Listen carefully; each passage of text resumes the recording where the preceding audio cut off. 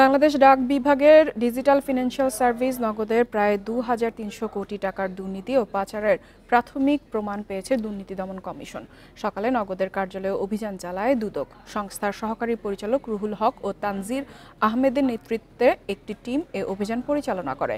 নগদের প্রশাসক মোহাম্মদ বদিউজ্জামান দিদার জানান, প্রাথমিকভাবে ১৭০০ কোটি টাকা পাচার ও ৬০০ কোটি টাকার ই-মানি সংক্রান্ত অনিয়মের প্রমাণ পাওয়া গেছে। দুদক টিম এ সংশ্লিষ্ট নথিপত্র সংগ্রহ করেছে, তারা যাচাই বাছাই করে দেখবে। দুদক কর্মকর্তা তানজির আহমেদ জানান, নথিপত্র যাচাই বাছাই শেষে কমিশনের প্রতিবেদন দেয়া হবে। জানা গেছে, দেশে মোবাইল ব্যাংকিং সেবা দানকারী প্রতিষ্ঠানগুলোর প্রায় ৫,০০০ অবৈধ এজেন্ট রয়েছে। এসব এজেন্টের মাধ্যমে গত ১ বছরে প্রায় ৭৫,০০০ কোটি টাকা বিদেশে পাচার হয়েছে।